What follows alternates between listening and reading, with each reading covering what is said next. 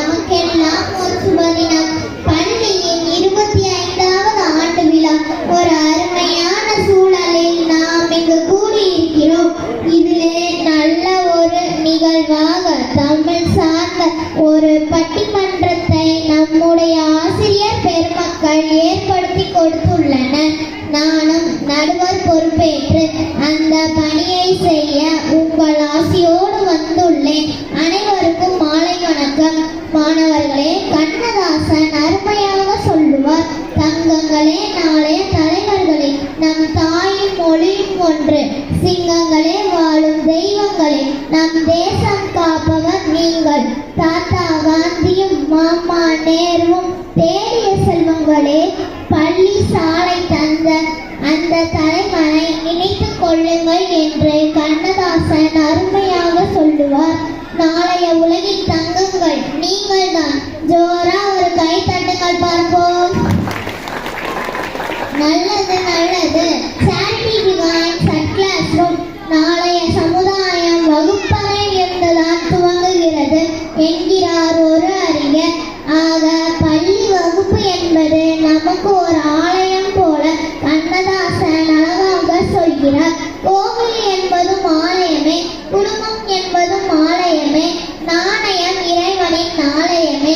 பள்ளி மாணவர்களாகிய நமக்கு இந்த பள்ளிதான் சிறந்த கோவில், ஆலயம் மற்றும் எல்லாமே என கருத்தில் கொண்டு இப்போது பட்டிமன்றத்தை தொடங்குவோம். கல்வியில் மேன்மையில் சிறந்து விளங்குவது அன்றைய மாணவர்களா இன்றைய மாணவர்களா என்பது தலைப்பு.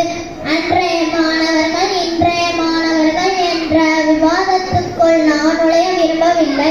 அன்றைய மாணவர்கள் என்று பேசுவதற்கு ஒருவர் வந்துள்ளார். இன்றைய மாணவர்கள் என்று பேசுவதற்கு ஒரு மாணவி வந்துள்ளார். நான் அந்த தலைப்பிற்குள் போக விரும்பவில்லை.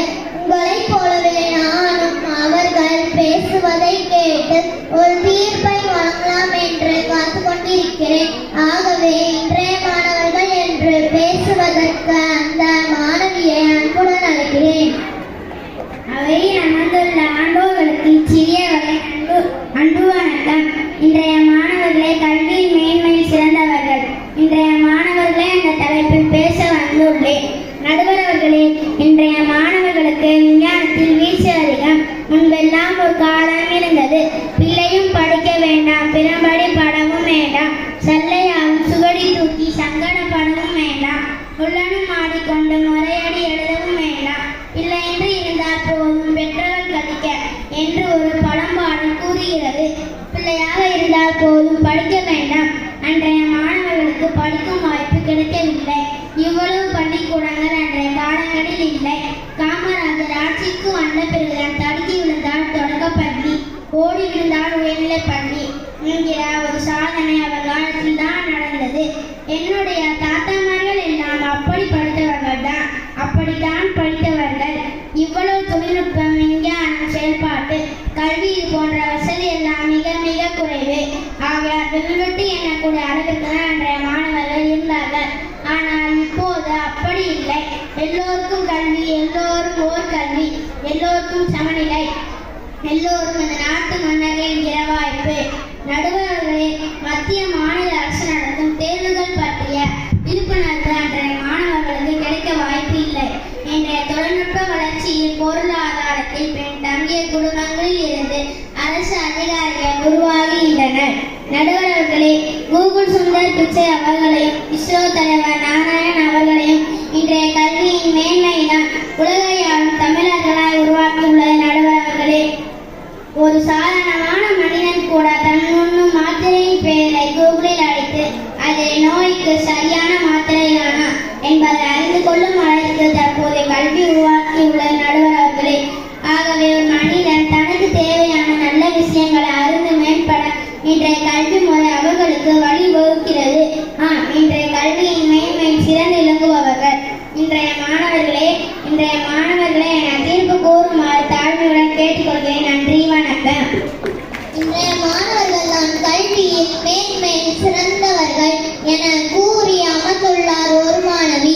அன்றைய மாணவர்களை என பேச மற்றொரு மாணவியை அழைக்கிறேன். கல்வியில் மேன்மையில் சிறந்தவர்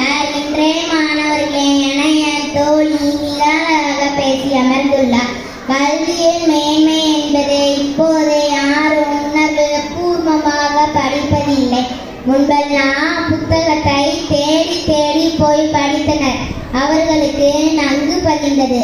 எப்போது கேட்டாலும் சொல்வார்கள், இப்போது இவர்கள் தேர்வுக்கு மட்டும்தான் படிக்கிறார்கள், உணர்வோடு படிப்பதில்லை, உணர்ச்சியோடு தான் படிக்கிறார்கள். நடுவர் அவர்களே, எப்படியாவது முதல் மதிப்பெண் பெற வேண்டும் என்பதே இவர்களின் நோக்கமாகும். இவர்களுக்கு இப்போது புத்தகத்தை வாசிக்கும் பழக்கமே இல்லை.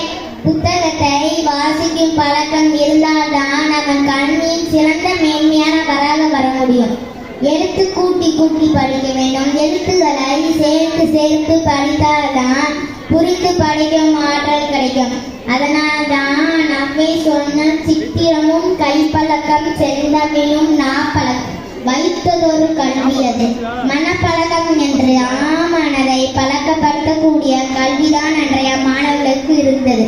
காரணம், அவர்களுக்கு நினைவாற்றல் அபாரமாக இருந்தது. அவர்களுக்கு வாய்ப்புகள் குறைவாக தான் இருந்தன. மிகவும் குறைவாக இருந்தால்தான் தேடி தேடி ஒரு நூலகத்தை தேடி அல்லது ஒரு புத்தகத்தை தேடி, இல்லை மாலை நேர வகுப்பிலேயே ஒரு ஆசிரியரை தேடி அணைந்து தாகத்தோடு படித்தனர்கள் அன்றைய மாணவர்கள். அதனால்தான் அருளும் நிறைய நமக்கு கிடைத்தது. திருக்குறள் கிடைத்தது, சீவக சிந்தாமணி கிடைத்தது, வளையாபதி கிடைத்தது, சிலப்பதிகாரம் கிடைத்தது, மணிமேகலை கிடைத்தது, குண்டலகேசி கிடைத்தது. இவையெல்லாம் எழுதியவர்கள் யார்? இன்றைய மாணவர்கள். நடுவர் அவர்களே, ஒரு சிலப்பதிகாரத்தை போல் ஒரு காப்பியமோ இன்றைய மாணவர்களால் படிக்க முடியுமா? நடுவர் அவர்களே, ராமாயணம் போன்ற மகாபாரதம் போன்ற ஒரு இதிகாசத்தை